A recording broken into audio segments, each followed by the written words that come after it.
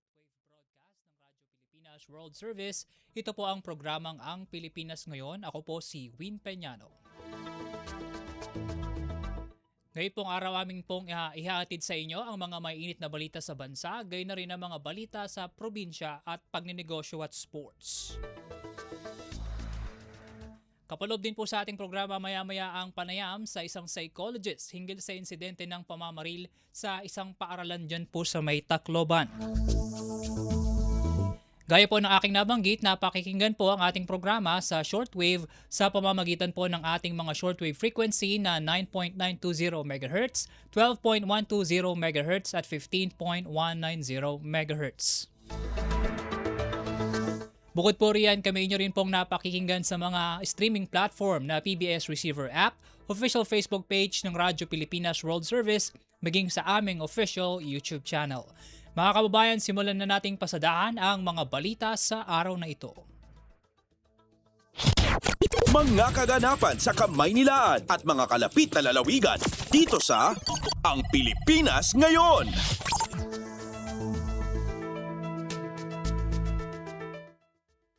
Ngayon po ay kasama na natin sa linya ng komunikasyon ang clinical psychologist ng The Clinic of the Holy Spirit, si Dr. Camille Garcia. Doc Camille, si Win Peñano po ito ng Radyo Pilipinas World Service. Hi, magandang tanghali, Win. Opo. Doc Camille, una po sa lahat, sa perspektiba po ng atang isang psychologist na balitaan naman po natin ito kahapon, yung insidente po ng pamamaril dun po sa may Tacloban City. Sa perspektiba nyo po bilang isang psychologist, ano po yung reaction nyo dito hinggil po sa insidenteng ito? Actually, nakakalungkot at saka nakakagulat kasi parang pabata na yung talagang sabihin natin. Iba ng klase rin. Napaka-moderno na ng gantihan ngayon kung sasabihin mong bullying lang ito. At saka parang ang ine-expect natin before pag sinabi mong mga shooting na ganyan sa mga loob ng paaralan, puro sa abroad lang natin nadidinig yan at hindi nangyayari dito sa atin. So talagang nakakagulat at nakaka-alarma. Definitely nakaka-alarma itong bagay na to. Opo. Doc, kahapon, ito nga, nabanggit yun na rin po, nabanggit dun sa mga paunang ulat na issue po ito ng bullying. Yung pinag-ugatan po ng pamamaril. Halos lahat po siguro sa atin ay masasabi po natin hindi ito katanggap-tanggap na dahilan para gumawa po nung ganoong kalalang karahasan. Ano-ano po sa tingin niyo yung mga salik o maaring dahilan po kung bakit ganoon na lamang yung ginawang tugon nitong dalawang menor de edad na suspect? Okay, pag sinabi natin na ito ay sa kadahilan ng nabully lang siya, hindi ito pwedeng sabihin natin na nangyari lang ito sa eskwelahan. Maaring ito yung tinatawag natin na compounded experiences na maaring kung paano nagpalala ng sitwasyon at naging ganon ang reaction nila. Maaring sinabi nila na sila ay nabully sa loob ng eskwelahan. Pero definitely, ano kaya ang nangyayari sa loob ng kanilang pamilya? Meron kayang pagkakataon na na-impluwensyahan sila na nakikita nila sa pamilya nila na masyadong nagiging agresibo or mabilis magalit yung mga tao or sila mismo ay nabibiktima rin ng pang-aabuso sa kanilang mga bahay. At the same time, pwede rin naman natin sabihin na dahil sa ganitong pagkakataon, hindi na na-address yung possibility na issues na itong mga bata ito ay nagkakaroon na rin ng tinatawag nating anxiety or depression or nagkakaroon ng mental health issue tungkol or ukol sa mga nangyayari tungkol sa kanila. And then definitely, siguro yung kanilang kapaligiran, yung environment nila, maaaring maka-impluwensya rin sa kanila na every time na kung merong problemang ganyan, ang nakikita nila ay karahasan na pamamaraan para makaganti sa kanilang kapwa. And siguro pati SOCMED na rin, malaki rin ang impluwensya dito. Kaya talagang sabihin natin, hindi ito pwedeng isang kadahilanan lang na nabully sila sa loob na eskwelahan. Tama ka nga dyan, Doc, kasi nabanggit nyo nga po kanina, ngayon natin na i-experience yung mga ganitong napapanood lang natin sa mga ulat sa ibang bansa, kung saan may mga ganito nang nangyayari dito sa Pilipinas. Doc, bilang mga magulang po o guardians nitong mga, bilang mga magulang tsaka guardians na una't una, mga guro ng mga bata, ano po ba yung maipapayo nyo dun sa kanila upang magabayan po yung kanilang mga anak mula po sa pagharap sa mga issue na pang-araw-araw gaya po nito nabanggit natin kanina, yung sinasabi nilang bullying. At upang mailayo na rin po itong mga bata nito sa mga ganitong karahasan po. Okay, unang-una kasi kung sabihin natin, siyempre hindi naman talaga saklaw ng isang guro ang lahat ng mga problema na nangyayari sa kanilang mga Mm, estudyante. mm, Siguro pagdating sa ganyan, kung merong talagang dapat nagkaroon ng proper orientation or awareness na kung merong ganitong klaseng bullying na nangyayari sa loob ng paaralan, hindi lang pupuwede na sabihin natin, nakikita mo yung biktima at saka yung nambubully. mm, Sana yung mga nanonood din hindi dapat tumawa lang or makigaya rather than meron talaga magsusumbong para sa gano'n hindi pa man nagsusumbong yung biktima, meron ng kaalaman din yung teacher na may nangyayaring hindi maganda or gulo sa kanyang loob ng classroom. mm, Second, yung possibility na siguro dapat pagdating sa ganyan, kung merong mga orientation programs about anti-bullying or merong pagkakataon na parang may mga concerns ang mga parents at saka yung teacher tungkol sa kanilang mga anak, sana umattend naman. mm, Hindi yung talagang hahayaan lang na parang, "Ay, ano na lang, tsaka na lang." Baka kung ano lang naman yung sasabihin ng teacher 'yan. Kasi alam ko noon, kahit ako, takot ako noon na sinasabi 'pag na-guidance ako, tiyak meron akong ginawang kasalanan. Pero mm, ngayon hindi ko alam kung ano na ang magiging function ng guidance counselor dahil kasi kung napakalimitado rin ng guidance counselor at ganyang kalaking gulo ang nangyayari, siguro talagang kailangan pag-tingin maigi kung ano ba yung nakasaklaw sa Anti-Bullying Act, kung ano ba yung dapat nakaparusahan, kung ano mm, yung dapat na gawin, 'di ba? mm.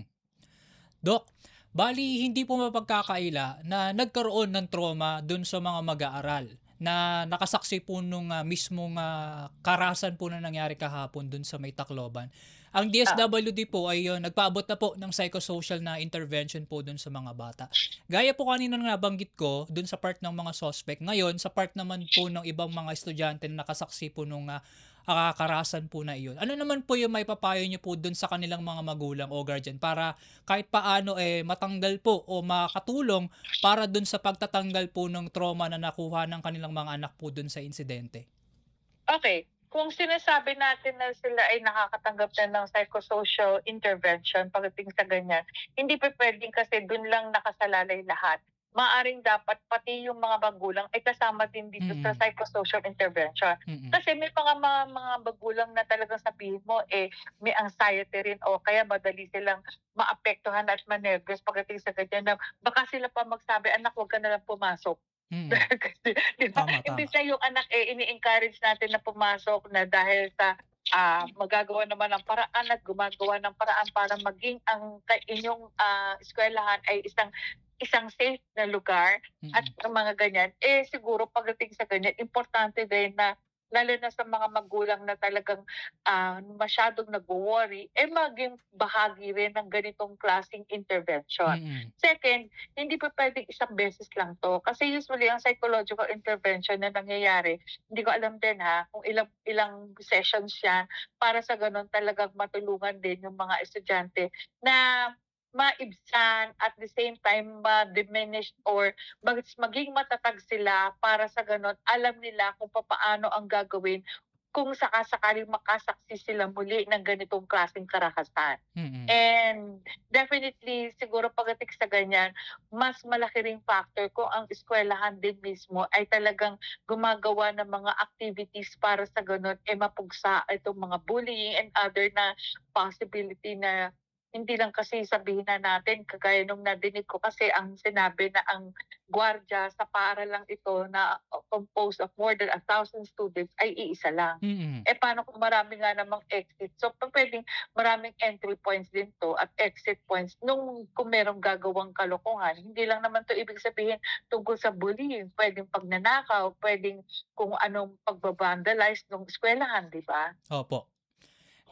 Gaya po rin na nabanggit ko kanina, Dr. Camille, yung bigyang diin lang din natin yung sa kahalagahan din po na yung kailangan yung magulang meron din pong tamang gabay dun sa kanilang mga anak. At the same time, particularly dito sa mga batang nakaranas nga po ng trauma after po nitong nangyaring karumal-dumal na barilan po diyan sa may Tacloban, dapat maging kumbaga maging komportable yung bata sa pagsasabi ng kanilang mga nararamdaman, lalo-lalo na sa mga magulang, para kahit paano ay magkaroon ng tamang magandang ugnayan sa pagitan ng mga magulang at anak. Lalo't ito nga, nangyayari yung mga ganitong karahasan sa eskwelahan kasi madalas yung mga estudyante ginagawang kumbaga kumakawing sila dun sa mga kaklase lang nila, dito na sila nagsasabi ng kanilang mga saloobin instead of dun sa kanilang mga magulang.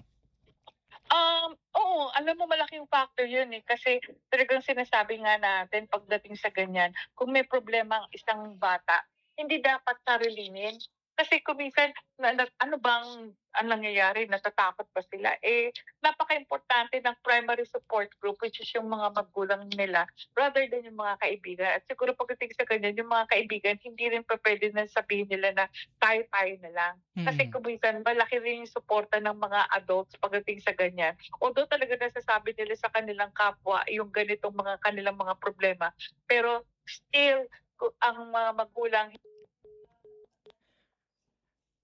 Naputol lang po ang ating linya ng komunikasyon kay Doc Camille. Subukan po nating tawagin si Doc.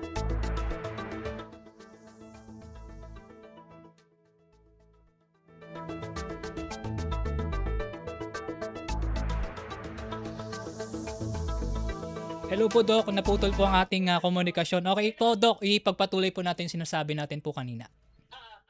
Siguro dapat lang din isipin ng mga magulang na hindi dapat sila pakampante na 'pag sinabi ng anak nila okay lang, okay na 'yon. Kasi mas maigi na tignan mo rin, okay ba talaga? Bakit ayaw pumasok nito, palaging sinasabi may sakit siya, bakit gustong lumipat ng eskuwelahan, bakit pagdating dito parang gutom na gutom samantalang yung baon naman nito kumpleto, 'di ba? So Mm. dapat talagang mamatiyag din sila sa mga possibility na baka meron ng nangyayaring hindi maganda or kakaiba dun sa kanilang mga anak. Opo. Doc, panghuli na lang po, baka may gusto po kayong mensahe sa ating mga magulang, sa ating mga mag-aaral na makukuha nating leksyon mula rito sa nangyari pong insidente dito ng pamamaril diyan po sa may Tacloban. Nasa inyo po yung Ah, pagkakataon, Doc. Okay, siguro unang-una para sa mga estudyante, huwag kayong matakot na magsabi sa inyong mga magulang or sa inyong mga guro. Kung may mga ganitong klaseng mga pangyayari na nakikita niyo na panghaharas na nangyayari sa inyong mga kamag-aral, sa mga kapwa estudyante, importante na merong nakakaalam. Hindi pupuwede na nasisikreto lang ito dahil kasi hindi natin alam na baka umabot ito sa puntong lumalala na ang sitwasyon na imbes na alam mo naging witness ka dito, nanahimik ka lang. At para sa mga magulang, palagi nating sasabihin na ang pagmo-monitor po sa ating mga anak, hindi po ibig sabihin puro okay lang po ang nadidinig natin. Importante din na kausapin natin at malaking factor siguro pagdating sa ganyan na magkaroon kayo ng bonding at the same time siguro kung paano maiiwasan din ang paggamit ng SOCMED in terms of nakikita niyo napaka-violent yung ibang mga laro na ginagamit nila, kayo na rin po ang magbigay ng tamang limitasyon at boundaries para sa gano'n hindi tayo aabot na magkaroon ng mga mental health issues na hindi rin natin akalain na mangyayari. Opo. Pagdating po sa ganitong pagkakataon, tandaan natin malaking factor po na pangalagaan din natin ang kalusugan nating pangkaisipan. Mm. Doc, maraming maraming salamat po sa napahiram niyo pong oras sa amin ngayong araw. Ay, maraming salamat din, Vin. Opo. At yan po ang ating naging panayam kay Dr. Camille Garcia, clinical psychologist po mula sa The Clinic of the Holy Spirit. Pasada ng mga balita mula sa Pilipinas. Para sa mga Pilipino saan man sa mundo. Ang Pilipinas ngayon.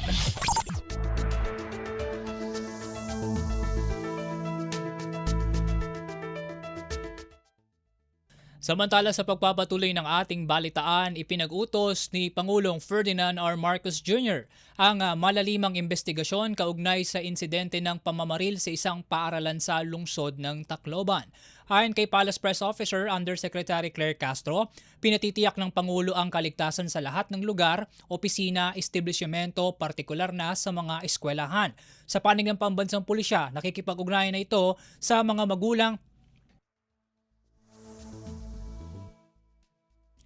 at opisyal ng paaralan para maimbestigahan ang insidente. Makikipagtulungan din ng pulisya sa Department of Education para tiyakin ang mga hakbang upang maprotektahan ng mga mag-aaral, guro at iba pang personel sa lahat ng paaralan sa bansa. Pasada ng mga balita mula sa Pilipinas para sa mga Pilipino saan man sa mundo. Ang Pilipinas Ngayon.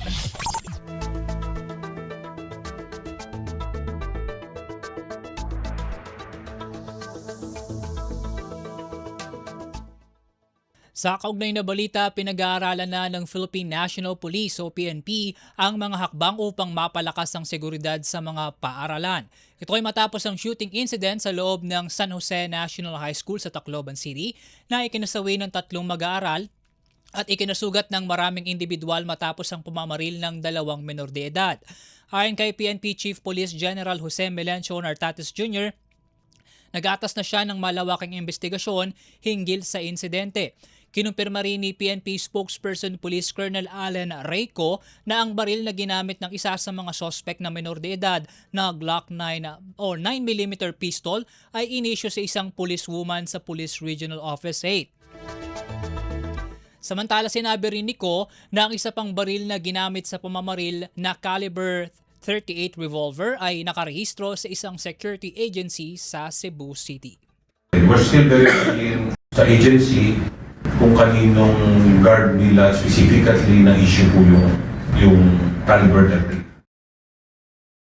Pahayag ni PNP spokesperson Police Colonel Allen Reyco. Kumpleto, detalyadong balitaan, di papahuli sa mahahalagang kaganapan. Kamustahin ang inang bayan, ang Pilipinas Ngayon.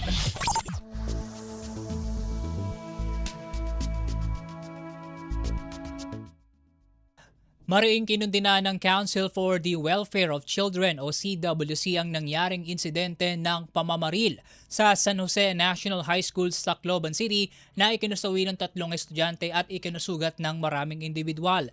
Sa panayam ng Radyo Pilipinas kay CWC Executive Director Undersecretary Angelo Tapales, sinabi nito na lubhang nakababahala ang nasabing insidente na hindi lamang sa Tacloban nangyayari, kundi maging sa iba pang panig ng bansa. Kaya naman mahalagaan niyang matutukan at maimbestigahan ang nasabing insidente upang hindi na ito maulit pa at matiyak ang ligtas na espasyo para sa lahat ng paaralan sa bansa para sa bawat kabataan. Yung Makabata Helpline 1383 natin para mag-reach out po sa local government unit ng Tacloban po, pati na rin po doon sa eskwelahan para alamin po kung ano ang maitutulong po natin doon sa pamilya ng mga namatay at nasugatan, yung mga bata po ng mga biktima at pati na rin po yung mga gumawa ng karahasan kasi po ang nakakalimutan po natin dito, sila po ay mga minor din na may karapatan din na dapat obserbahan based on the Juvenile Justice Welfare Act. Yan ang pahayag ni CWC Executive Director Undersecretary Angelo Tapales. Kumpleto, detalyadong balitaan, di papahuli sa mahahalagang kaganapan. Kamustahin ang inang bayan, ang Pilipinas Ngayon.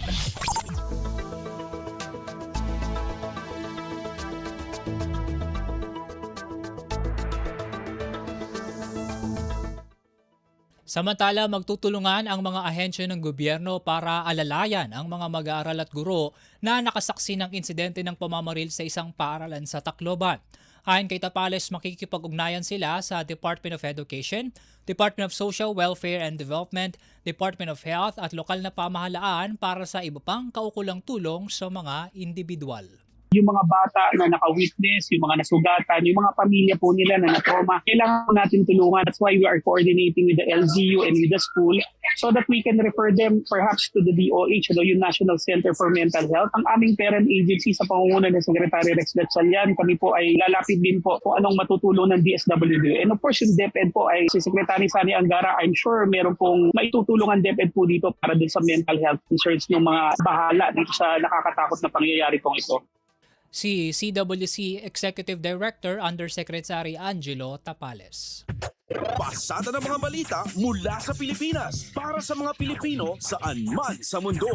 Ang Pilipinas ngayon.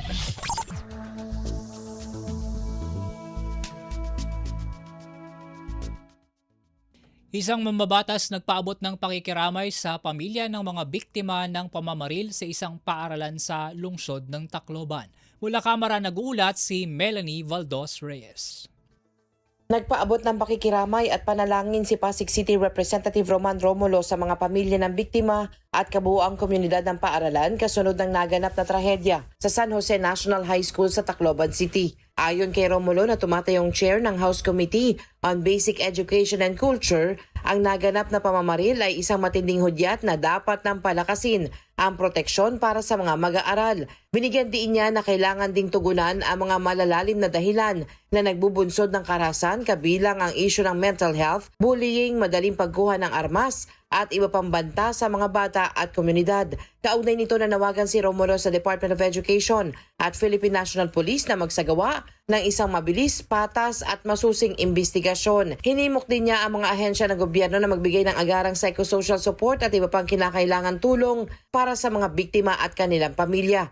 Hinikayat din ng mambabatas ang publiko na iwasan muna ang pagpapakalat ng mga hindi beripikadong impormasyon o mga haka-haka habang nagpapatuloy ang investigasyon. Tiniyak ng mambabatas na nanatili siyang nakatuon sa pagsuporta sa mga patakaran at intervention para sa ligtas na kapaligiran ng mga bata. Para sa Bagong Pilipinas, Melanie Valdos Reyes, Radyo Pilipinas, Radyo Publiko.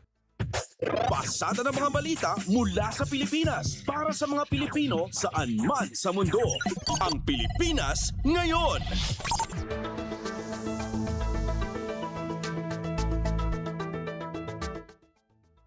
Mahigpit na seguridad at agarang hustisya ipinanawagan ng dalawang senador kasunod ng insidente ng pamamaril sa lungsod ng Tacloban.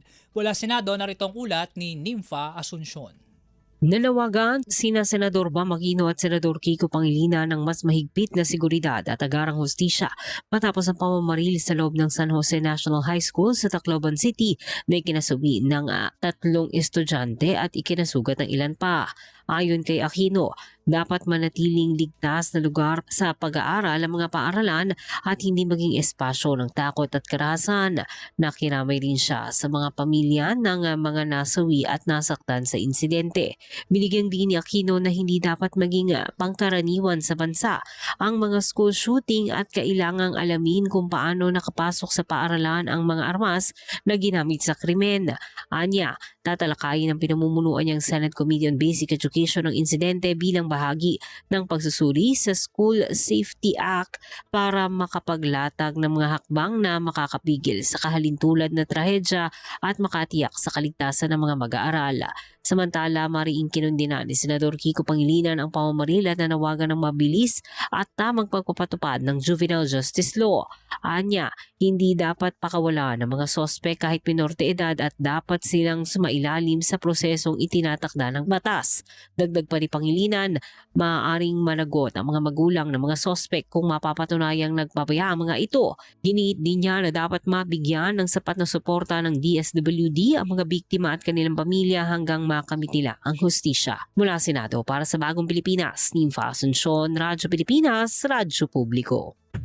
Pasada ng mga balita mula sa Pilipinas para sa mga Pilipino saan man sa mundo. Ang Pilipinas ngayon.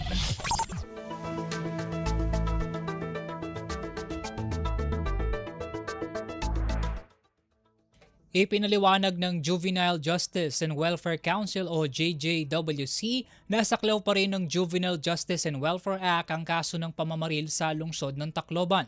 Sa panayam ng Radyo Pilipinas kaya JJWC Executive Director Attorney Tricia Claire Oco, hindi pa rin lusot ang mga kabataang sangkot kahit pa nasa 14 at 15 anyos ang mga ito. Sa katunayan, kung ang isang menor de edad ay nasa 15 anyos pataas na, ay itinuturing na silang may discernment sa ginawang krimen at mayroon ng pananagutan sa nasabing insidente. May malaking kaibahan nga lamang nga niya ang pagdaraanan ng proseso ng mga batang sospek dahil hindi sila ikukulong sa ordinaryong kulungan kundi dadalhin sa isang Regional Rehabilitation Center for Youth o RRCY. Nasa pa siya na rin ng hukuman kung madidismiss ang kaso o tuluyan na itong itataas sa kasong kriminal oras na tumuntong sa legal na edad ang batang sospek. Very rare po yung mga bata na above 15 na hindi nakakasuhan dahil walang discernment. So pag sila ay nakakasuhan, ayun, mag-go through sila sa trial. Pagkatapos nun, kung sila ay na-found na guilty, at bibigyan sila ng tsansa na mag-rehabilitate, pero tatanggalin pa rin yung kalayaan nila. So ilalagay sila sa yung tinatawag nating Regional Rehabilitation RRCY Center for Youth. So pag hindi sila nag-rehabilitate, pagdating nila ng 18 or lampas ng 18, kung hindi sila na-rehabilitate, dahil pag na-rehabilitate sila, madidismiss yung kaso. Pero kung hindi sila nag-rehabilitate, sa tingin ng judge hindi successful, ay isi-serve na nila yung kaukulang parusa. Kung ito ay pagkakakulong, makukulong na po sila. Ang pahayag ni JJWC Executive Director, Attorney Tricia Claire Oco. Kumpleto, detalyadong balitaan, di papahuli sa mahahalagang kaganapan. Kamustahin ang inang bayan, ang Pilipinas ngayon.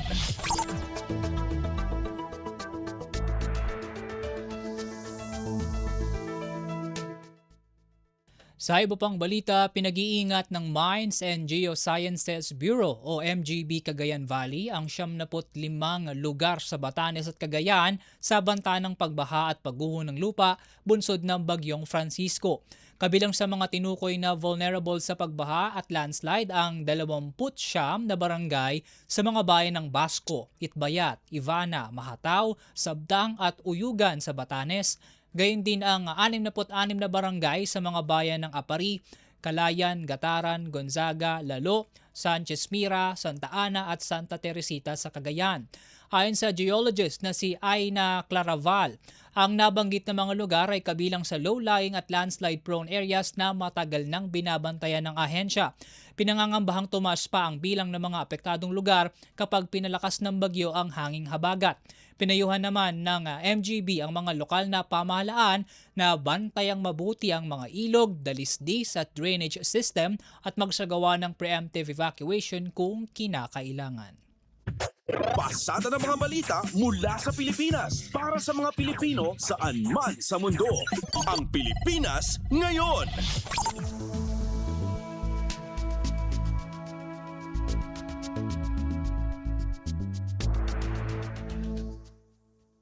Samantala, nagpadala na ang Department of Social Welfare and Development ng mahalagang relief supplies sa Basco, Batanes sa gitna ng paglakas ng bagyong Francisco. Katuwang ang United Nations World Food Program, ipinadala ng ahensyang 4 na container vans na naglalaman ng 7,000 family food packs at isa pang van na sakay ang humigit 1,000 kitchen kits at 100 modular tents. Inaasahang darating ang supply sa lalawigan sa pagitan ng Hunyo 24 at 25. Pasada ng mga balita mula sa Pilipinas para sa mga Pilipino saan man sa mundo. Ang Pilipinas ngayon.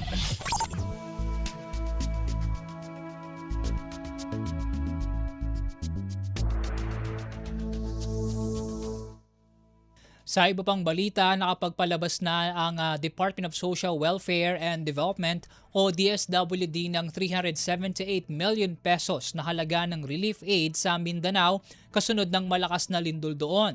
Bukod pa ito sa ipinadalang mobile kitchens na nagbibigay ng hot meals at family tents na pansamantalang tinutuluyan ng mga nawalan ng tirahan. Ayon pa sa DSWD, nasa kabuuang 520,722 family food packs, 10,364 na ready-to-eat food boxes at 13,125 non-food items ang naipamahagi sa mga biktima ng lindol. Nanatili namang sapat ang pondo at supply ng DSWD kasabay ng pagtulong nito sa mga posibleng maaapektuhan ng bagyong Francisco. Kumpleto, detalyadong balitaan, di papahuli sa mahahalagang kaganapan. Kamustahin ang inang bayan, ang Pilipinas ngayon.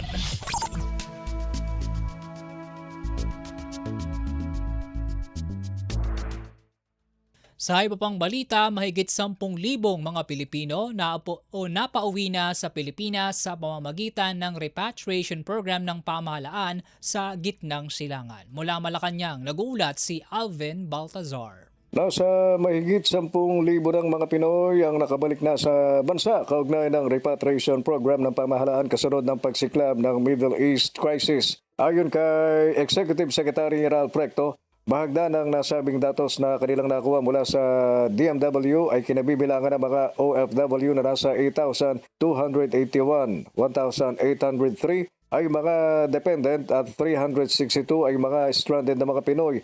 Mula ani Recto sa nabanggit na bilang ng mga nakauwing Pinoy sa bansa as of June 17 galing ng Middle East ay nagbigay ng direktiba si Pangulong Ferdinand R. Marcos Jr. na lagyan ng pondo ang mga nakauwing OFW. Ito ang dahilan, sabi ng Executive Secretary, kaya nag-utos ang punong ekutibo na maglabas ng 3 bilyong piso na gagamitin pandagdag sa budget ng DMW para sa repatriation at reintegration program sa mga OFW na apektado ng Middle East conflict. Mula sa Palasyo ng Malacanang para sa Bagong Pilipinas, Alvin Baltasar, Radyo Pilipinas, Radyo Publiko. Pasada ng mga balita mula sa Pilipinas para sa mga Pilipino saan man sa mundo. Ang Pilipinas ngayon.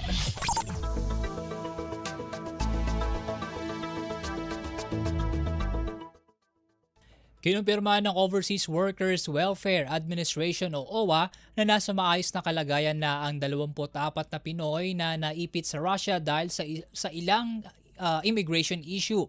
Sa panayam ng Radyo Pilipinas kay OWA Administrator P.Y. Kaunan, ibinahagi nito na full force ang ibinigay na tulong ng pamahalaan sa mga umuuwing OFW, partikular ang tulong pinansyal at iba pang reintegration programs. Nakalalay rin ang iba pang ahensya ng pamahalaan tulad ng Department of Health at Department of Social Welfare and Development para sa lagay ng kalusugan at psychosocial interventions para sa mga distressed na Filipino. Sa ngayon, nagpapatuloy ang investigasyon ng Department of Migrant Workers sa kaso ng 24 na Pinoy na napauwi na mula Russia. Ang tulong po dyan, matic na o automatic na on the part of OWA.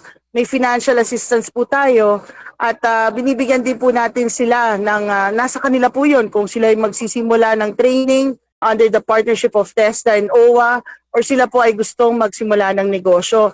Ganon din naman ang Department of Migrant Workers nagbibigay rin po ng financial assistance sa kanila para makatulong po habang pong naghahanap sila ng trabaho or nagdidesisyon sila kung sila ay mag-negosyo o mag-aral ulit.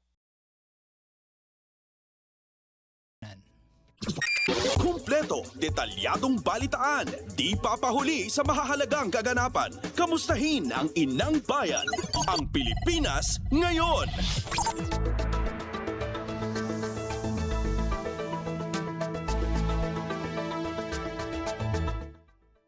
Samantala, balitaan naman sa Senado, nagpapatuloy pa rin ang ginagawang pre-trial conference para sa impeachment trial ni Vice President Sara Duterte.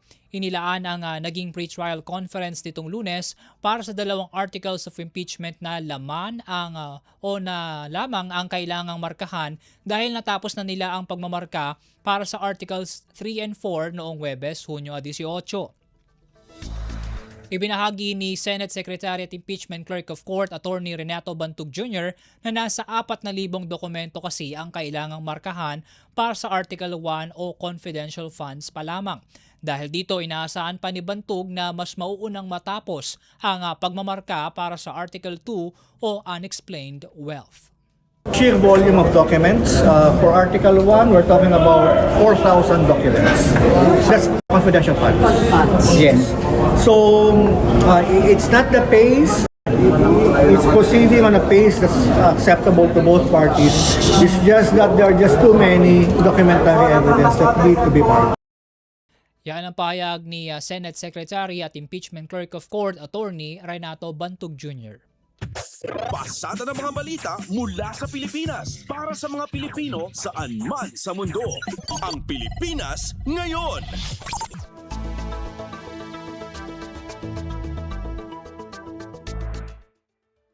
Samantala, sinabi naman ni Attorney Michael Powa, isa sa mga defense counsel ni Vice President Sara Duterte, na posible pang abutin ng hanggang Huwebes ang isinasagawang pre-trial conference. Ayon kay Powa, gusto man nilang mabilis na matapos ang pre-trial conference para makapaghanda na sila sa mismong trial, ay natatagalan sila sa dami ng mga dokumentong kailangang markahan, partikular para sa Articles 1 at 2. Nilinaw naman ni Powa na wala silang hinaharangan na ebidensya sa pre-trial conference. Kaya, syempre gusto nating mapabilis, but we're anticipating baka umabot tayo ng Thursday, Marky.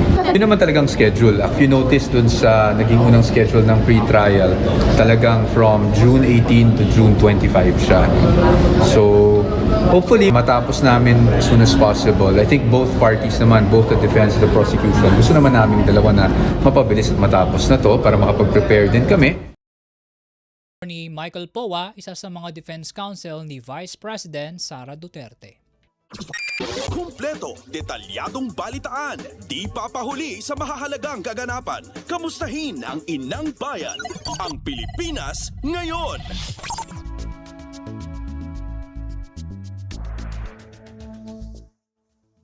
Kapwa sinang-ayunan ng House Prosecution at maging ng defense team ni Vice President Sara Duterte na hindi kakasya ang 3 buwan para matapos at makumpleto ang impeachment trial ng Vice Presidente.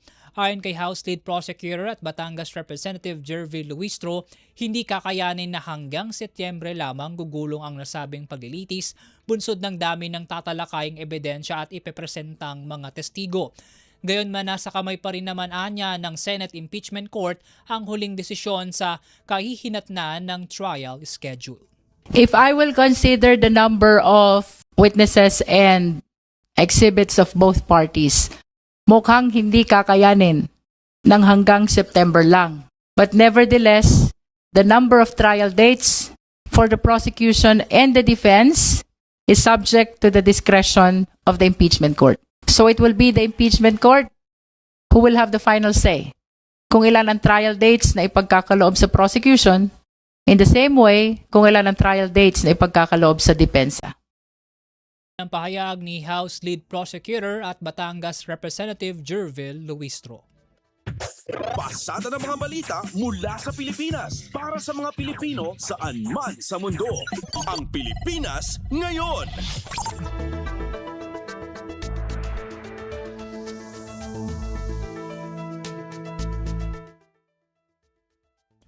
Samantala, ilan pang mga armas isinuko ng kampo ni Senador Ronald Bato de la Rosa matapos bawiin ng Philippine National Police ang gun ownership license ng mambabatas. Ang detalye ng balita, ihatid sa atin ni J. Mark Dagala.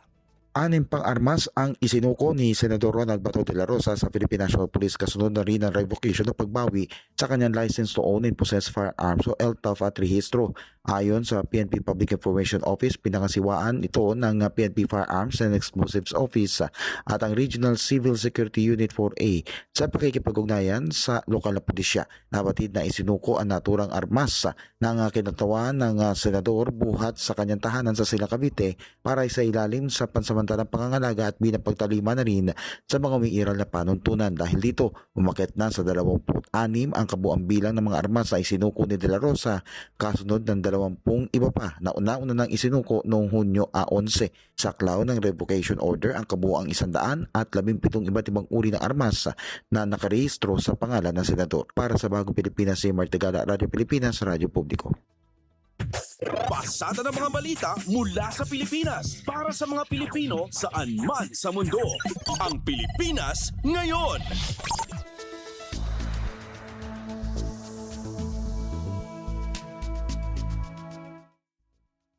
Ikakasahan ng Commission on Elections o COMELEC sa Sabado ang simulation activities para sa automated election system na gagamitin sa Bangsamoro parliamentary elections. Ayon sa COMELEC, susuriin ang voting machines at transmission devices sa Tawi-Tawi at Maguindanao del Norte. Sa naturang aktibidad, boboto ang actual voters habang pangangasiwaan ng electoral board members ang paggamit ng voting machines. Titingnan din ng poll body ang transmission ng election results mula sa mga presinto patungong COMELEC servers. Samantala, sisimulan ng COMELEC ang pag-iimprintahan ng gagamiting balota sa susunod na buwan. Kumpleto, detalyadong balitaan, di papahuli sa mahahalagang kaganapan. Kamustahin ang inang bayan, ang Pilipinas ngayon.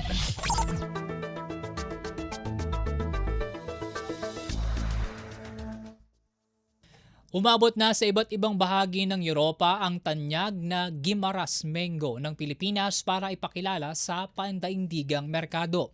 Sa panayam ng Radyo Pilipinas World Service, kaya Department of Trade and Industry o DTI Guimaras, Officer in Charge Juvie Benlinro, ibinahagi nito na ang exportation ng Guimaras Mango sayang siya kauna-unahan sa Europa, partikular sa mga bansang Spain, Germany, Belgium, the Netherlands at France upang suriin ang kalidad ng tinatawag na First Geographical Indication o GI product ng Pilipinas.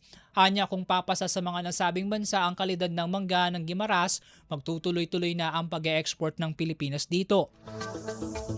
Ayon pa kay Benliro, magbubukas ito ng malaking oportunidad sa mga nagtatanim ng mangga at makapagbibigay rin ng mas malaking kita, hindi lamang sa kanila kundi sa buong supply chain dahil sa pagpasok nito sa pandaigdigang merkado.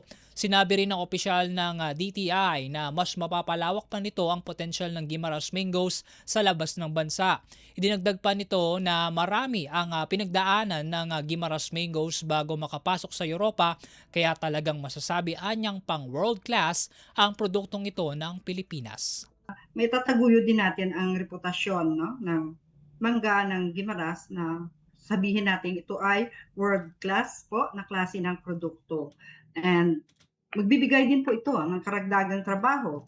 Doon po ating mga magsasaka, no, na nagpuprodukto ng mangga at lahat po, no, hindi lang po doon sa mga farmers. So lahat po ng nasa supply chain po natin ay magbe-benefit po dahil po pasok po tayo sa pandaigdigang merkado. The Department of Trade and Industry o DTI Guimaras, Officer in Charge Juvie Benliro.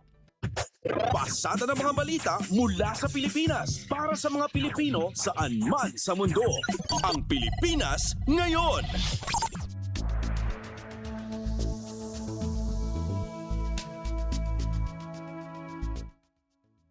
May nakikitang malaking ambag sa ekonomiya ng Pilipinas ang mga retiradong expatriate. Ito ang pananaw ni Philippine Retirement Authority o PRA General Manager at Chief Executive Officer Bob Zozobrado matapos na tanghalin ang Pilipinas bilang nangungunang retirement destination sa buong mundo. Sa panayam ng Radyo Pilipinas World Service, kaya Zozobrado, sinabi nito na dahil sa dami ng mga retiradong pinipili na dito na manirahan sa Pilipinas ay nagdadala rin ito ng tulong sa lokal na ekonomiya ng bansa. Anya malaking bahagi ng kabuuang $70 trillion buhat sa global retirement industry ay napupunta sa Pilipinas hindi lamang mula sa kanilang pagre-retiro sa bansa, bagkus ay dahil na rin sa pamumuhunan ng ilan sa kanila. Ibinida rin niya ang madaling proseso ng pagkuha ng resident retirement visa sa Pinas, maging ang magandang kultura, kaya naman pinipili ng maraming foreign retirees ang bansa. Kung tayo ang pinoproclaim na number one destination for retirement, I'm sure makakuha tayo ng malaking porsyento sa $70 trillion na halaga, value ng global retirement industry. Aside from the fact na yung mga retirees na pagpunta na dito sa Pilipinas, nag-invest sila sa atin. Some of them are putting up hotels, tapos yung iba nag-put up ng orphanage, nag-put up ng school. So, nakakatulong sa ekonomiya natin. Si Philippine Retirement Authority o PRA General Manager at Chief Executive Officer Bob Zozobrado. Kumpleto, detalyadong balitaan, di papahuli sa mahahalagang kaganapan. Kamustahin ang inang bayan, ang Pilipinas ngayon.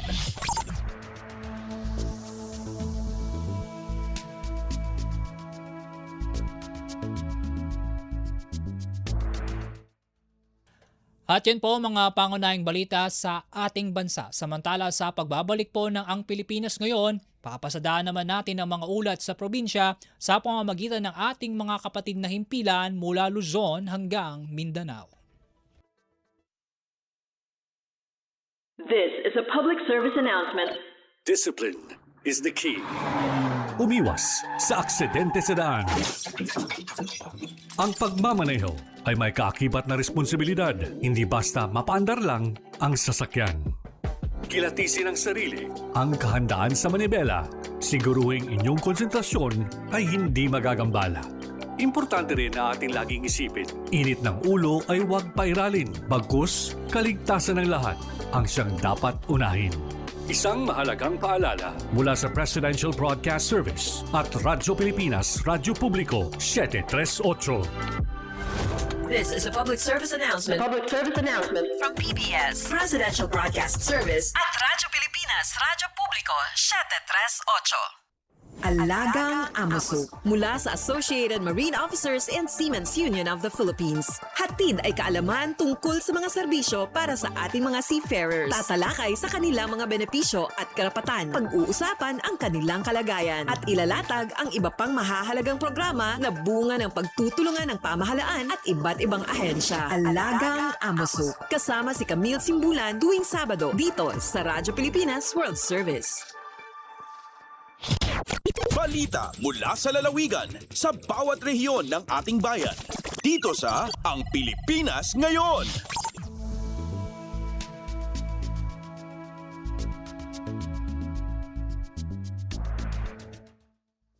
Sa pagpapatuloy ng ating balitaan, dakuan naman natin ang mga balita sa probinsya.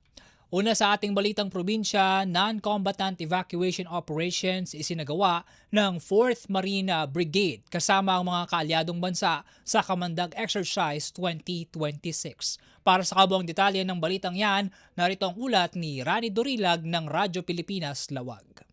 Napaigitan manen ti koordinasyon dagiti nagduduma o pwersa baben iti Kamandag 1026 non-combatant evacuation operation anaangay iti kampo ti 4th Marine Brigade Philippine Marine Corps iti ili ti Burgos, Ilocos Norte. Pakaseknan da iti disaster response ken kapasidad iti tunggal soldado. Indawluan ni Captain Kerwin Collado, Military Operations Officer iti 4th Marine Brigade, kadwana dagiti kameng ti Philippine Coast Guard, Provincial Government of Ilocos Norte, Municipal Disaster Risk Reduction and Management Office iti Burgos, Philippine National Police, Bureau of Fire Protection ken Municipal Health Office. Ditoy naipakita kadagiti partisipante iti panangyuswat ti basic life saving kadagiti tattao nga nag-emerhensya kasamit iti panakipay ti seguridad iti komunidad iti parawon ti kalamidad. Iti non-combatant evacuation operations exercise ket epektibo ang mangisalakan kadagiti umili ng runan no dagitoy ket nadangran babenti panagtitinulong dagiti tropa ti gobyerno ken tropa ti kaalyado a pagilyan bayat ti emerhensya wenno kalamidad. Paset dito ti direktiba ni Presidente Ferdinand R. Marcos Jr. iti epektibo a paragresponde napaspas a panakaidanon dagiti tulong ken masustener nga ibabangon dagiti naapektaran iti panawon ti kalamidad. Mula sa Radyo Pilipinas Lawag, ito si Rani Dorilag para sa Radyo Pilipinas World Service. Balita mula sa lalawigan sa bawat rehiyon ng ating bayan. Dito sa Ang Pilipinas Ngayon.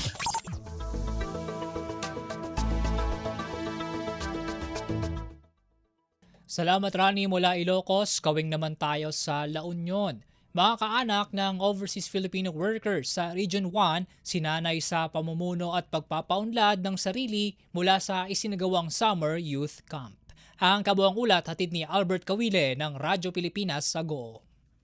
Pinagtipon ti Overseas Workers Welfare Administration Regional Welfare Office 1, dagiti scholar ti OWA nga anak dagiti Overseas Filipino Workers, manipod iti na dumaduma paset ti Region 1 para iti talungal daw a Summer Youth Camp, panggap na pasayaten ti paglaingan iti panangidaulo ken personal a panagdurasda. Bayat ti kampo nagdalan dagiti nagkapaset kadagiti sesyon may papan iti panangidaulo, panagtitinulong, panagbasa ken panagsurat iti pinansyal ken panangsaranget kadagiti na dumaduma akarit iti biya. Panggap ti programa nga isagana dagiti agtutubong agbalin a responsable a leader ken aktibo nga umili iti komunidad da. Pinarigta ni OWA RWO1 Regional Director Marivic Mondina dagiti scholar nga agtultuloy amang paduras ti paglaingan da ken usaranda dagiti nasursuro da a makatulong iti panagduras ti kagimungan. Sumagmamanumat nga scholar ken resource speaker ti OWA tinangibinglay kadagiti padas ken panakamuda tapno maparigta dagiti nakipaset iti panagadal ken panagsagana da iti masakbayan.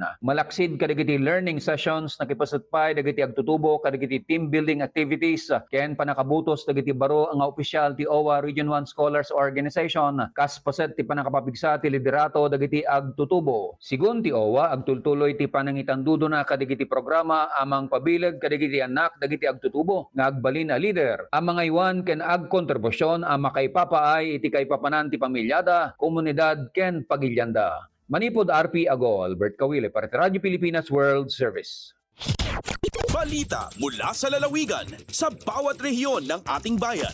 Dito sa Ang Pilipinas Ngayon.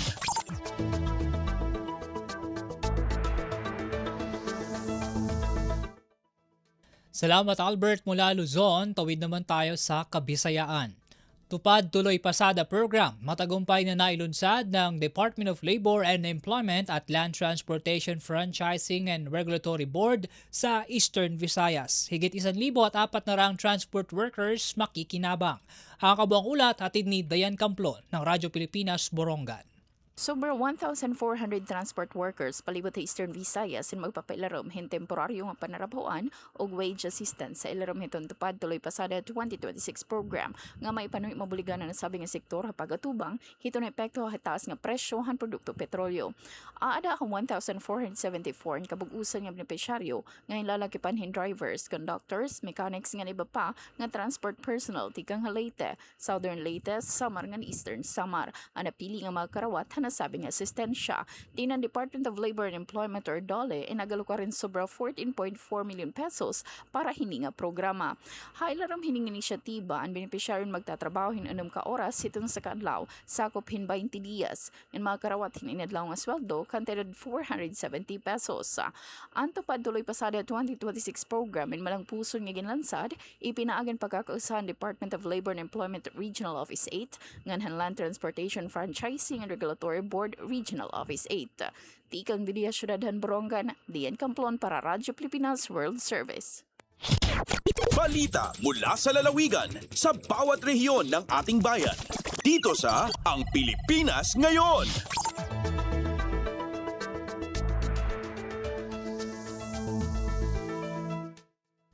Salamat Dayan mula Samar, baling naman tayo sa Leyte. Child Development Workers sa bayan ng Sogod at Tomas Opus sa Southern Leyte nakatanggap ng tig 100,000 pisong halaga ng digital learning devices. Si Gemma Destrisa ng Radyo Pilipinas Sogod sa detalye. Nakadawat og mga digital learning device nga nagkantidad og 100,000 pesos sa mga child development workers sa lungsod sa Sogod ug Tomas Opos pinaagi sa usa ka kolaboratibong extension initiative nga gipangunahan ni Mary Ann Miller, usa ka English language fellow ubo sa United States Embassy nga bag-o pa lang mitapos sa iyang serbisyo sa Southern Leyte State University. Ang donasyon nahimong posible pinaagi sa usa ka GoFundMe fundraising campaign nga gilusad ni Professor Miller aron mapalambo ang paggamit sa teknolohiya sa pagkat-on og professional nga pag-uswag sa mga child development workers sa Southern Leyte. Malapusong nakatigom ang kampanya og suporta gikan sa daghan nga mga donors sa United States nga nakakita sa kamahinungdanon sa paghatag og modernong teknolohiya nga mga himan alang sa mga magtutudlo nga mag-atiman sa sayong pagkat-on sa mga kabataan. Sumala sa university ang maong mga digital device makatabang sa pagpalig-on sa pamaagi sa pagtudlo, pagpalapad sa access sa digital learning resources ug pagsuporta sa padadyon nga pag-uswag sa early childhood education sa probinsya. Balita gikan sa Sogod Southern Leyte para sa Bagong Pilipinas, Gemma Destrisa Narit, Radyo Pilipinas World Service. Balita mula sa lalawigan sa bawat rehiyon ng ating bayan. Dito sa Ang Pilipinas Ngayon.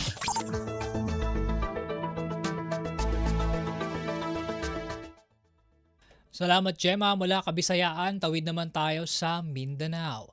Pride Month ipinagdiriwang sa Misamis Oriental. Si Kokoy Medina ng Radyo Pilipinas Cagayan de Oro sa detalye. Malampuson nga gisilbrar sa Misamis Oriental ang pinakauna nga Miss or Pride Parade Alang sa selebrasyon sa Pride Month pinaagi sa hugot na suporta sa panggamhanang probinsyal sa Misamis Oriental. Ang maong kalihukan kitambungan sa mga membro sa LGBTQ+ sa 20 ka lungsod sa Misamis Oriental ug dakbayan sa Cagayan de Oro. Sumala pa ni Chiquita Sang, Grand Champion sa Misamis Oriental Pride Talent Competition, nga importante kini kanila nga kalihukan aron ilahang mapakita ang ilahang mga talento ug kiniya isip membro sa LGBTQ aron mawala na ang diskriminasyon. Ang Pride Month celebration mao ang pinakaunang higayon nga giselebrar kini sa Misamis Oriental pinaagi ni Governor Juliet Oy aron mapakita sa katawhan nga gihatagan og bili ang LGBTQ community sa lalawigan. Gikan dinhi sa Radyo Pilipinas Cagayan de Oro, kini si Kokoy Medina para sa Radyo Pilipinas World Service. Balita mula sa lalawigan sa bawat rehiyon ng ating bayan. Dito sa Ang Pilipinas Ngayon.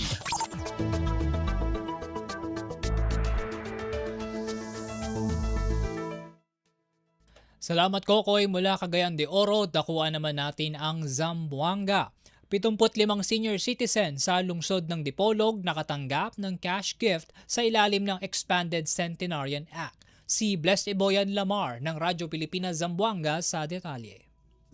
Nakadawat og cash gift ang kapin 75 ka mga senior citizen sa dakbayan sa Dipolog, Zamboanga del Norte isip kabahin sa implementasyon sa Republic Act No. 11982 o ang Expanded Centenarian Act of 2024.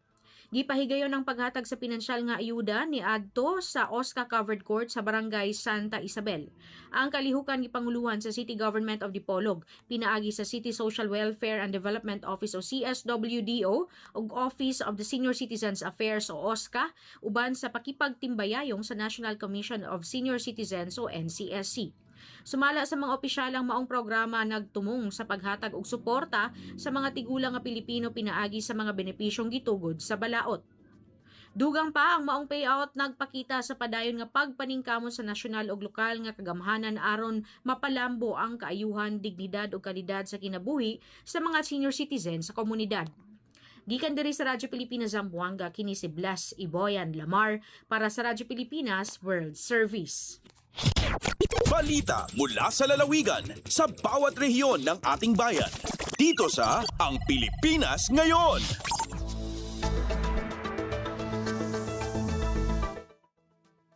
At yan po mga pangunahing balita sa ating mga kapatid na himpilan sa iba't ibang dako ng bansa. Samantala mula Balitang Probinsya, tunguin naman natin ang mga may init na balita sa larangan ng pagnenegosyo at kalakalan na ihatid sa atin ni Steph Vicente sa pagbabalik po yan ng Ang Pilipinas Ngayon. Makalipas lamang po ang ilang paalala. Mabilisang trivia, dagdag talino. Heto na ang Dagling Kaalaman. Alam ba ninyo, may 101 paraan ng pagluluto ng adobo. Iba't ibang rehiyon, iba't ibang paraan ng pagluluto nito. Adobong baboy, manok, pusit, kangkong, pati adobo sa gata, sa dilaw at may pineapple o Sprite rin. Pwede ring piniprito, ni-roast, flakes o sushi. Iba't ibang bersyon pero iisa lang ang sigurado. Lahat masarap. Kaya ang tanong, ikaw, anong paboritong adobo mo? Kaunting kaalaman na malaking dagdag talino. Abangan muli ang susunod na Dagling Kaalaman. Mabilisang trivia, dagdag talino. Heto na ang Dagling Kaalaman. Ang halo-halo ay isa sa pinakakilalang panghimagas sa Pilipinas.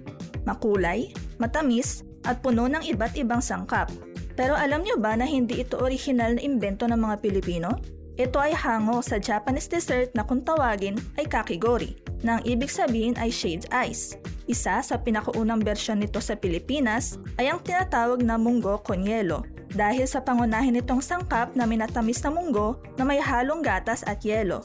Kalaunan ay nadagdagan pa ito ng mga lokal na sangkap tulad ng ube halaya, leche flan, saging, langka, nata de coco, makapuno at iba pa na nagresulta sa kinalakihan at minamahal natin ngayon na halo-halo.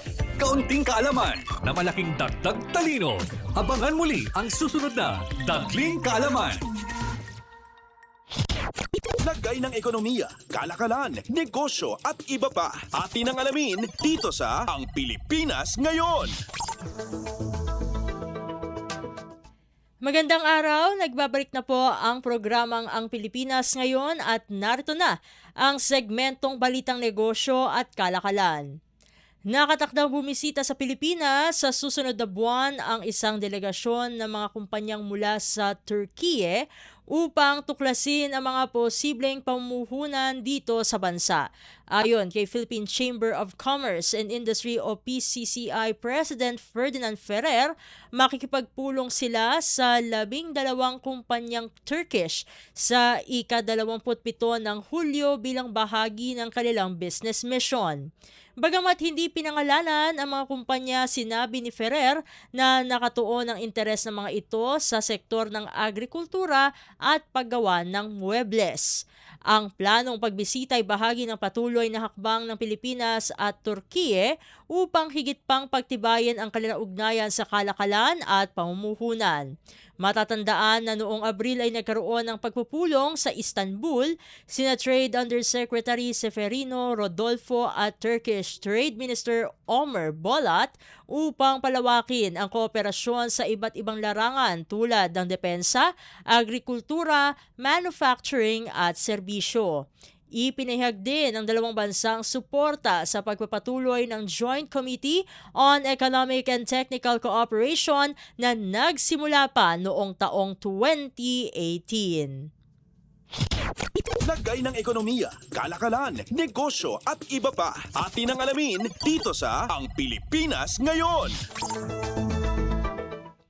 Samantala, bumagsak ng halos 52% ang paggasta ng pamahalaan sa infrastruktura nitong Abril ayon sa ulat ng Department of Budget and Management o DBM. Mula sa 85.8 billion pesos noong kaparehong buwan ng nakarang taon, bumaba ito sa 41.5 billion pesos, katumbas ng 44.4 billion pesos na pagbawas. Mas bababa rin ito kumpara noong Marso na nasa 59.1 billion pesos o katumbas ng halos 30% pagbaba. Ayon sa DBM, pangunahing dahilan nito ang mabagal na implementasyon ng mga proyekto ng Department of Public Works and Highways o DPWH, kabilang ang patuloy na pagtatapos ng mga lumang proyekto at masusing pagsusuri sa mga bayarin bago aprubahan. Mayroon ding 13.8 billion pesos na halaga ng mga tsekeng hindi pa na-encash ng mga supplier at kontratista hanggang katapusan ng Abril.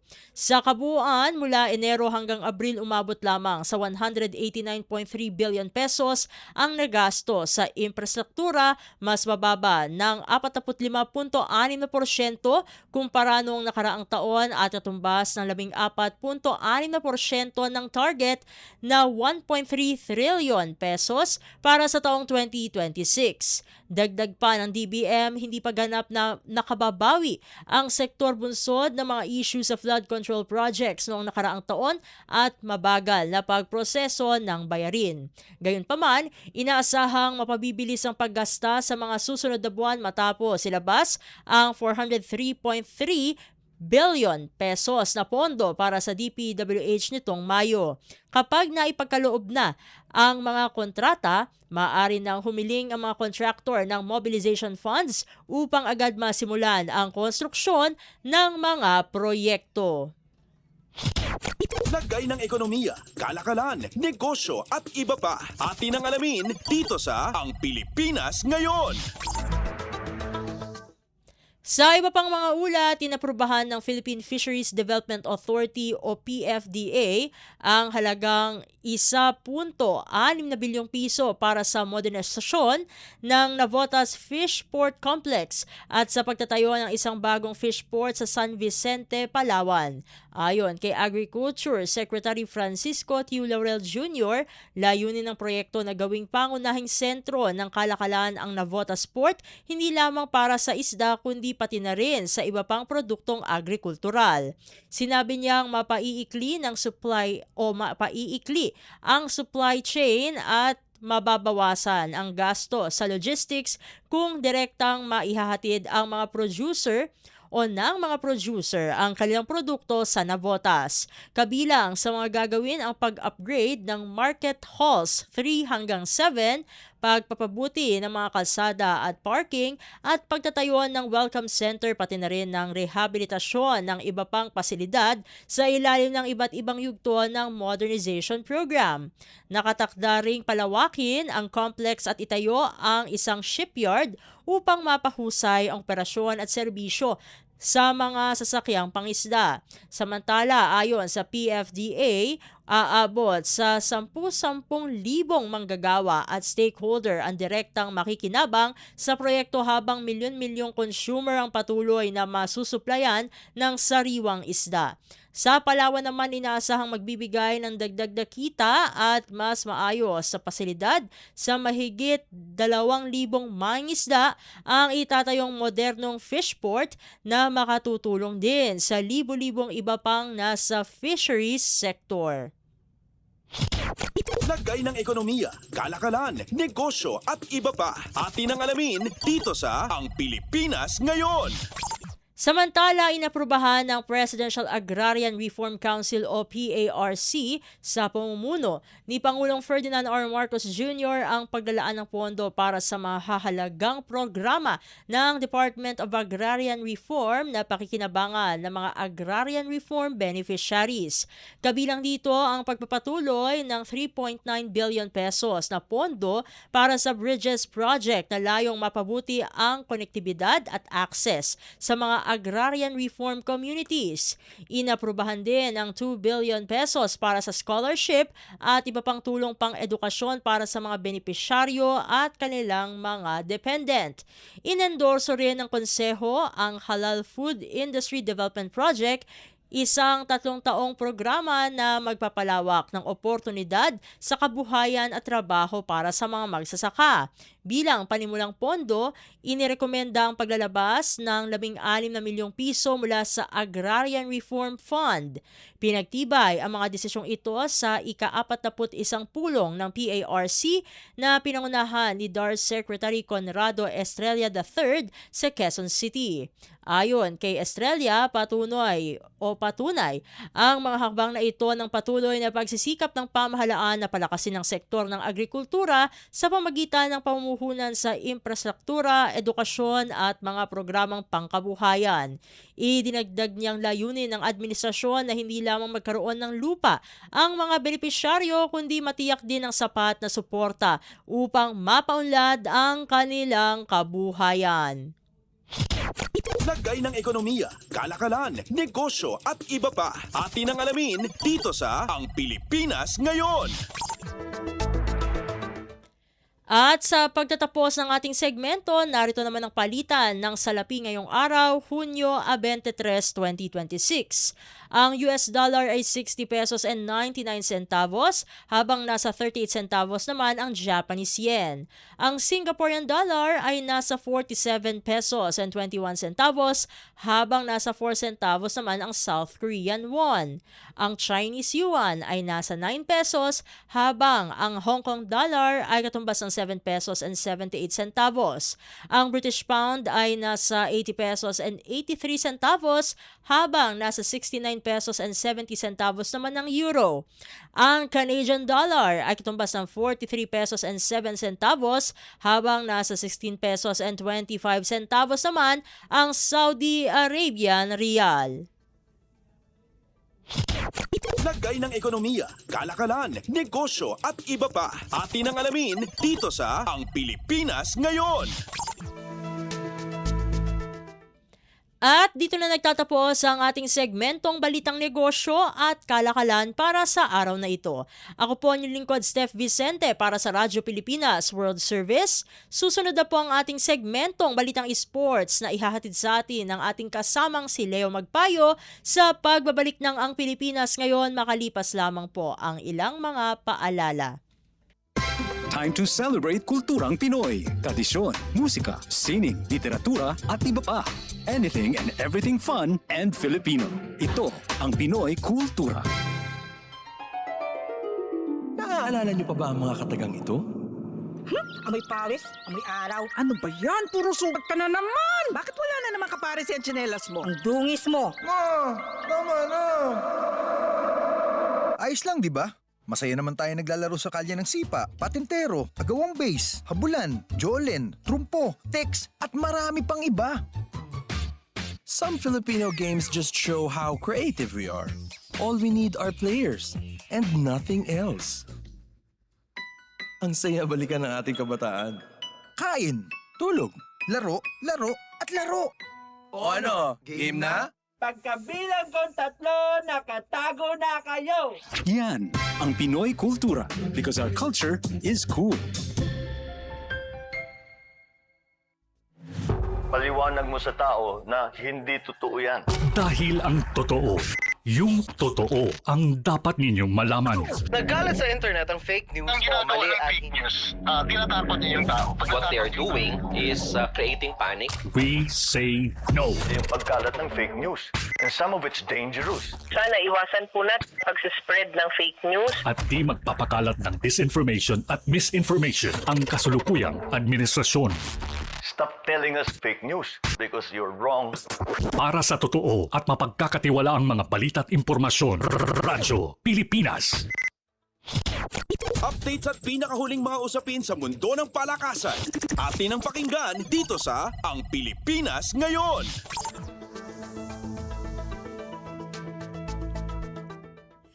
At nagbabalik po ang ating programang Ang Pilipinas Ngayon. Narito naman po ang sports balita. Maagang natanggal si Alex Ayala sa 2026 Bad Homburg Open matapos talunin ni world number 26 Elise Mertens 6-3 at 6-3 sa Germany nitong Huwebes na umaga oras sa Pilipinas.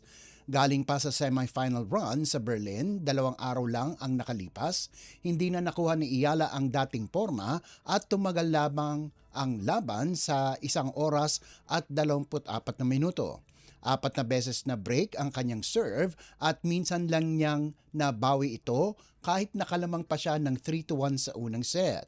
Ito na ang ikatlong pagkatalo ni Ayala kay Mertens matapos ang kanilang mga laban sa 2023 ITF Monastir at sa Mutua Madrid Open nitong Abril. Nananatili pa ring buhay si Ayala sa doubles kung saan inaabangan ang tambalan nila ni Venus Williams. Nakatakda silang mag-debut sa Miyerkules, Hunyo 24 kontra kina Alexandra Osborne at Catherine Harrison. Samantala, natalo rin si Williams sa kanyang opening singles match ilang oras bago ang laro ni Ayala laban kay Irina Camelia Begu 6-2, 4-6 at 7-6. Updates at pinakahuling mga usapin sa mundo ng palakasan. Atin ang pakinggan dito sa Ang Pilipinas Ngayon.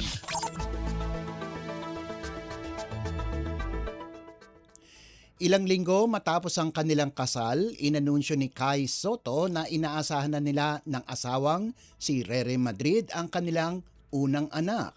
Ibinahagi ng Gilas Pilipinas Star ang balita sa isang Instagram post nitong Lunes. Sa kanyang mensahe, sinabi ni Soto na matagal nilang iniingatan ang kanilang munting sikreto na nagbigay ng saya at excitement sa bawat araw. Pagkatapos ay kinumpirma niya na magkakaroon na nga sila ng anak. Hinimok din ni Soto ang fans na hulaan kung magiging baby boy o baby girl ang kanilang anak. Noong Mayo 27, ikinasal si Kai at Rere na nakababatang kapatid ng aktor na si Ruru Madrid sa isang garden-themed wedding sa Alfonso, Cavite. Nagsimula ang kanilang relasyon noong 2024. Sa ngayon, naka-hiatus pa rin si Soto matapos ang kontrata niya sa Koshigaya Alpha sa Japan B-League at hindi pa kasama sa lineup ng Gilas Pilipinas para sa 2026 FIBA World Cup Asian Qualifiers. Updates at pinakahuling mga usapin sa mundo ng palakasan. Atin ang pakinggan dito sa Ang Pilipinas Ngayon. Samantala, fresh mula sa panibagong championship run sa PBA Finals kasama ang Barangay Ginebra, balik Gilas duty na si Justin Brownlee. Pangungunahan ni Brownlee ang national team sa matitinding laban kontra New Zealand at Australia para tapusin ang first round campaign ng Gilas Pilipinas sa 2027 FIBA World Cup Asian Qualifiers ngayong Hulyo. At kahit halos wala pang isang linggo ang pahinga matapos ang nakakapagod na 7-game final series laban sa Talk and Text tropang 5G, hindi ito alintana kay Brownlee. Malaking bagay para kay Brownlee ang pamilyar na sistema ni Coach Tim Cone na parehong ginagamit sa Hinebra at Gilas. Pinakamalaking inspirasyon pa rin ni Brownlee ang suporta ng buong bansa na anyay mas malawak pa kaysa sa napakalaking Hinebra fan base. Aalis ang Gilas patungong New Zealand ngayong linggo para sa kanilang overseas camp, kabilang ang tune-up games kontra Manawatu Jets at Franklin Bulls ng New Zealand NBL. Kasunod dito ang bigating laban, New Zealand sa Hulyo 3 at Australia sa Hulyo 6. Updates at pinakahuling mga usapin sa mundo ng palakasan. Atin ang pakinggan dito sa Ang Pilipinas Ngayon.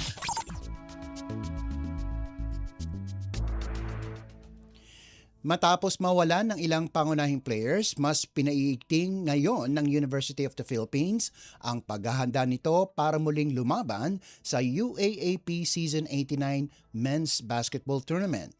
Bukod sa kanilang preseason cup campaign, sasabak ang Fighting Maroons sa Asian University Basketball League o AUBL sa Hangzhou, China mula Agosto 2 hanggang 9, isang pagkakataong makita ang bagong timpla ng koponan matapos ang pag-alis ng tinaguriang Maroon 5. Ayon kay head coach Goldwyn Monteverde, malaking tulong ang AUBL para mas tumibay ang chemistry ng team.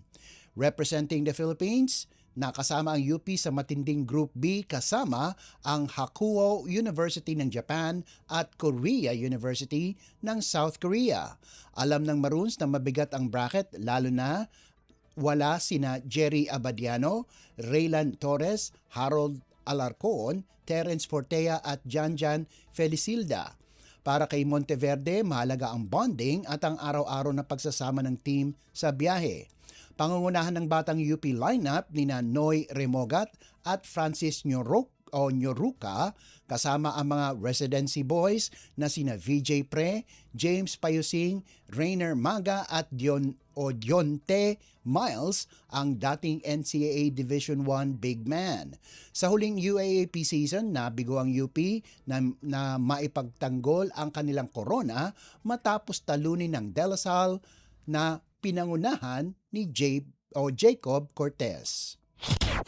Updates at pinakahuling mga usapin sa mundo ng palakasan. Atin ang pakinggan dito sa Ang Pilipinas Ngayon. At bilang pangwakas sa ating segmentong sports balita, tatanggap ng special citation si Ateneo standout Casey De La Rosa mula sa Collegiate Press Corps sa kanilang awards night sa Hunyo 29. 2 beses na UAAP Most Valuable Player, naging susi si De La Rosa sa silver medal finish ng Philippine team sa FIBA 3-on-3 Asia Cup, pati na sa kampanya ng Gilas Women sa FIBA 3-on-3 World Cup. Siya rin ang tumulong sa pagkuha ng gold medal ng Gilas Women sa 2025 Southeast Asian Games. Kabilang din si De La Rosa sa Collegiate Basketball Women's Mythical Team, kasama sina Kent Pastrana at Bridget Santos ng UST at Ann Pingol at Christine Cayabyab ng National University. Pararangalan din sa awards night ang mga nangungunang football players mula sa UAAP at NCAA. Sa UAAP, itinanghal na Football Players of the Year sina Regine Rebosura ng Far Eastern University at Ramil Bation III ng University of the Philippines. Sa NCAA naman, nakuha ni Mark Pellejo ng San Beda na Most Valuable Player ng Liga ang NCAA Football Player of the Year. Malaking papel ang ginampanan ng tatlo sa kani-kanilang championship runs. Sina Rebusura at Batyon ang kumana ng winning goals sa finals habang si Pellejo ang nag-anchor ng depensa ng San Beda, hindi nagpapasok ng goal hanggang umabot sa penalty shootout. Updates at pinakahuling mga usapin sa mundo ng palakasan. Atin ang pakinggan dito sa Ang Pilipinas Ngayon. At yan ang pinakahuling balita sa larangan ng palakasan. Ito po si Leo Magpayo, samantala nagbabalik na po si Erwin Peñano. Updates at pinakahuling mga usapin sa mundo ng palakasan. Atin ang pakinggan dito sa Ang Pilipinas Ngayon.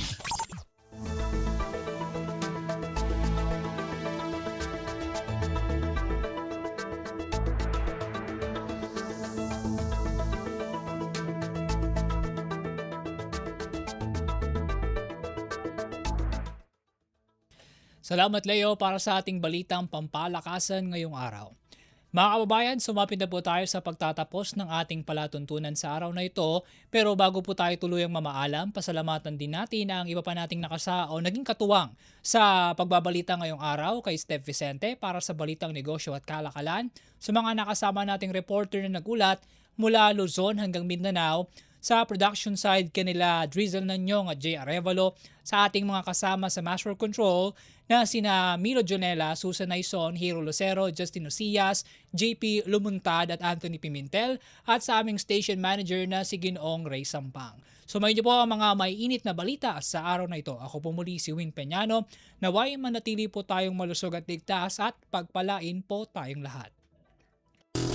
At yan ang Pilipinas Ngayon. Muling samahan sa parehong oras at alamin ang pinakahuling mga kaganapan at balita saan man kayo naroon. Ang Pilipinas Ngayon.